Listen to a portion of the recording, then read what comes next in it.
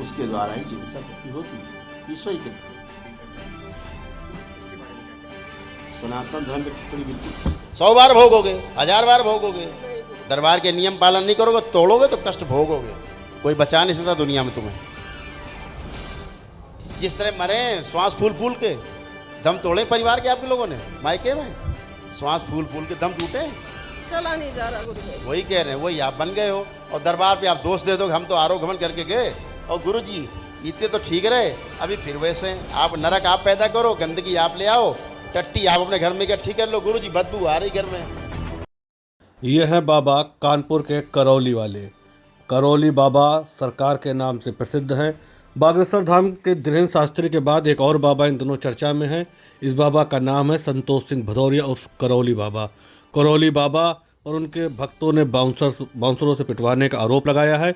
जानते हैं ये संतोष सिंह भदौरिया उर्फ करौली बाबा कौन है। संतोष सिंह भदौरिया भी किसान आंदोलन से उभरा हुआ नेता है। ये मूल रूप से उन्नाव के रहने वाले हैं और उनकी किस्मत उस वक्त बदली जब महेंद्र सिंह टिकैत ने संतोष सिंह भदौरिया को कानपुर के सरसौल क्षेत्र की पूरी बागडोर सौंप दी। किसान यूनियन के प्रदर्शन के दौरान उनसे पुलिस की भिड़ंत भी हुई। किसान नेता संतोष सिंह भदौरिया ने कुछ किसानों को पुलिस कस्टडी से छुड़ा दिया। इसके बाद पुलिस ने इनको पकड़कर जमकर पीटा और जेल भेजा था। फिर गुंडा एक्ट और गैंगस्टर लगा दिया। जेल जाने के बाद संतोष सिंह भदौरिया एकदम से किसानों में लोकप्रिय हो गए और धीरे धीरे इनकी किस्मत बदलती चली गई। जब संतोष सिंह किसान नेता थे तो वो जाजमऊ के फ्रेंड्स कॉलोनी में जैन बिल्डिंग में अपने परिवार के साथ रहते थे। इसके बाद संतोष सिंह भदौरिया तब मशहूर हुए जब यूपीए सरकार में केंद्रीय मंत्री रहे श्री प्रकाश जायसवाल से उनकी नज़दीकियां बढ़ीं और उनको कोयला निगम का चेयरमैन बनाकर लाल बत्ती दे दी गई। हालांकि कुछ कांग्रेसी नेताओं द्वारा सवाल उठाने के बाद और काफ़ी वो हल्ला के बाद उनसे निगम से हटा लिया गया और लाल बत्ती छीन ली गई। उसके बाद संतोष सिंह भदौरिया गुमनाम हो गए। फिर अचानक उदय होता है, तब तक वो करौली आश्रम बना लिए होते हैं। दरअसल संतोष सिंह भदौरिया ने करौली में रहने वाले संतोष भदौरिया के परिवार के एक शख्स से करौली की कुछ ज़मीन खरीदी, जिसमें सबसे पहले उन्होंने शनि भगवान का मंदिर बनवाया। फिर थोड़ी और ज़मीन खरीद कर करौली आश्रम शुरू कर दिया। इस आश्रम में उन्होंने आयुर्वेदिक हॉस्पिटल शुरू किया, जिसमें आसपास के गांव वालों का जड़ी बूटी से इलाज करने का दावा किया गया। इसके बाद उन्होंने यहां पर कामाख्या माता का मंदिर बनवाया। करौली आश्रम में संतोष सिंह भदौरिया के साथ उनके गुरु राधा रमण मिश्रा भी रहने लगे थे। गांव के लोग बताते हैं कि इस दौरान संतोष भदौरिया ने तंत्र मंत्र का प्रयोग करते हुए लोगों का इलाज करने का दावा शुरू कर दिया, जिससे वे धीरे धीरे लोकप्रिय होने लगे। फिर जब उनके गुरु राधा रमण विश्व की मौत हो गई तो उन्होंने उनकी मूर्ति अपने आश्रम में लगाई और खुद करौली सरकार या करौली बाबा के नाम से मशहूर होने लगे। वैसे संतोष बाबा आज भी अपने गुरु को ही करौली सरकार मानते हैं। इसके बाद संतोष बाबा ने अपने तंत्र मंत्र का प्रचार यूट्यूब के जरिए शुरू किया। देखते ही देखते करौली बाबा काफ़ी प्रसिद्ध हुए। करौली बाबा बनने के बाद उन धन की वर्षा हुई। संतोष बाबा 3 साल में करोड़ों का साम्राज्य खड़ा कर दिया। उनके आश्रम 14 एकड़ में फैला हुआ है।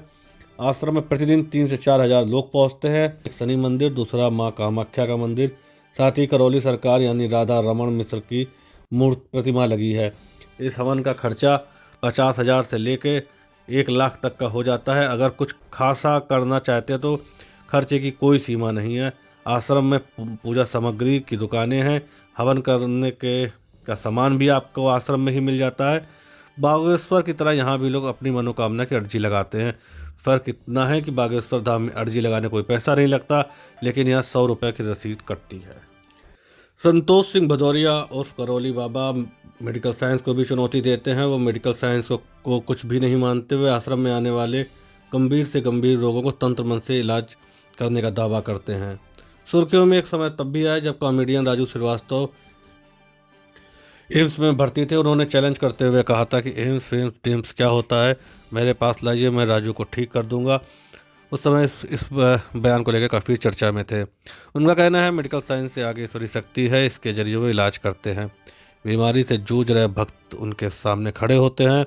वो दूर से ही ओम विश्व बैलेंस चीरा लगाया जाए, लेप लगाए जाए और जब उनके अंदर की बुरी शक्तियों का नाश हो, ये कहकर लोगों का इलाज कर देते हैं।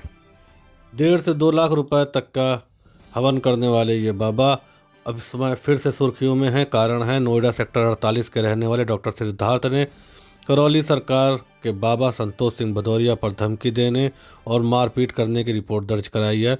आरोप है कि बाबा ने उनके ऊपर भी फूंक मारते हुए ओम शिव बैलेंस। इसके बाद सिद्धार्थ ने कहा, बाबा मेरे ऊपर आपका चमत्कार कोई असर नहीं हो रहा। इसके बाद बाबा ने फिर माइक पर ओम शिव बैलेंस कहा। फिर भी डॉक्टर सिद्धार्थ ने यही बात दोहराई। इस पर बाबा संतोष सिंह भदौरिया गुस्सा गए और पगलेट यहाँ से भाग जाओ कहते हुए गुंडों से उठवा दिया। डॉक्टर का आरोप है कि उनको एक बंद कमरे में बांधकर लोहे की राड से जमकर पीटा गया और साथ ही धमकी देकर बाहर फेंक दिया गया। बाबा का भी बयान है। वो कहते हैं कि सभी आरोपों को खारिज करते हुए कहते हैं कि वो इस नाम के किसी भी डॉक्टर को नहीं जानते हैं। क्या कहते हैं बाबा को सुनवाते हैं। किसी से छुआ ही नहीं जाता किसी को। हम अंदर केबिन के अंदर बंद हैं, वो बाहर रहते हैं। और फिर यहाँ 20-22 साल से दरबार है, किसी के साथ आज तक ऐसी कोई अपनी घटना हुई ही नहीं, आज तक कभी नहीं हुई, कोई शिकायत तक नहीं किसी की। हमें नहीं पता किसने क्या लिखा है, हमें तो पता ही नहीं अभी ना, अभी तो कौन आदमी है पता ही नहीं हमें। अनमोल मामलों में पुलिस जांच करती है, फिर एफआईआर करती है, इस पर कैसे कोई जांच हुई क्या आपसे? नहीं, हमसे कोई जांच करने नहीं आया, सीधे हमको आप ही लोगों को सूचना मिली कि बाइट लेनी है। क्या हो गया? क्या साजिश मानते हैं? निश्चित रूप से साजिश ही है।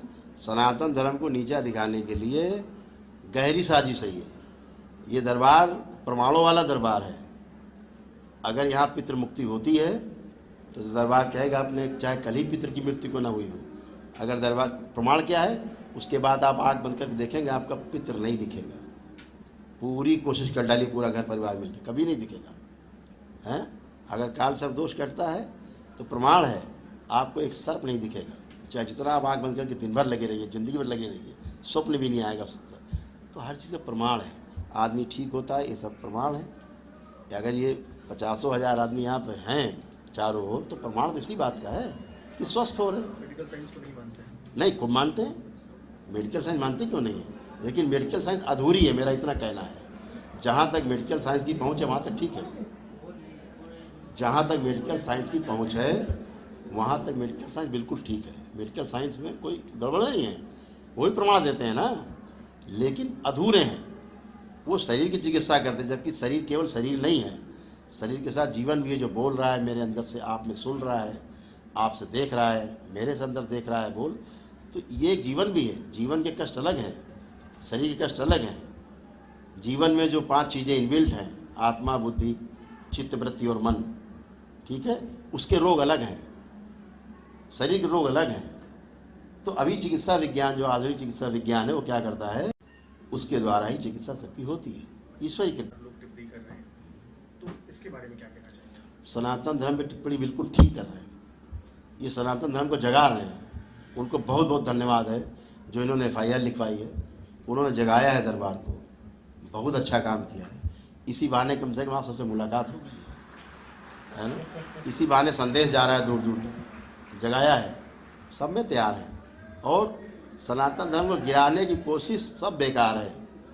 और ये अच्छा है, एक अच्छा समय है जो सनातन धर्म को गिराने की कोशिश, जितना गिराने की कोशिश होगी उतना ऊपर उठेगा। भारत को हिंदू राष्ट्र बनाने की बात की जा रही है, इस पर आप कैसे सहमत हैं? नहीं, भारत को हिंदू राष्ट्र बनाने की बात संभव नहीं है, वो बिल्कुल संभव नहीं है। भारत को हिंदू राष्ट्र बनाना नहीं है, भारत को एक अच्छे मानव समाज के रूप में परिवर्तित करना है। जो अशिक्षित लोग हैं, जिनके अंदर तमाम गंदगी है, उनको शिक्षित कर दिया जाए केवल।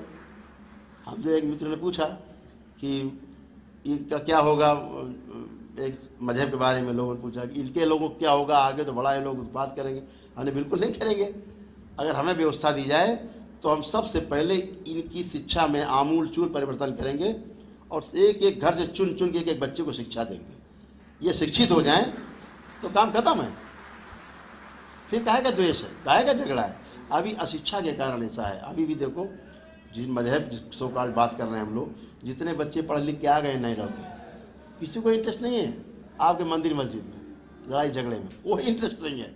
उनको इसमें इंटरेस्ट है कि हमें 4 पैसे कैसे हमें मेहनत करके मिलेंगे, जो हम पढ़ के आए हैं, है ना, हम कैसे स्वस्थ रहें, कैसे सुखी रहें, कैसे परिवार पालें, इसमें है वो, कोई झगड़े में नहीं। आपने ऑन कैमरा एक ओपन चैलेंज दिया है, हाँ। क्या आप वो दोहराएंगे? बिल्कुल दोहरा देते, 100 बार दोहराते हैं। मैं फिर कह रहा हूँ, समाज के जितने लोग हों एकत्रित हो जाएं, ठीक, शहर के हों, देश भर के हों, आप चुने हुए लोग हों, अपने अपने क्षेत्र के कलाविद हों, मीडिया कर्मचारी हों, मीडिया हाउसेज हों, चाहे अधिकारीगण हों, चाहे नेतागण हों, चाहे व्यापारीगण हों, सभी समाज के लोग जिनके जानने वाले 10-10 लोग बीमार हों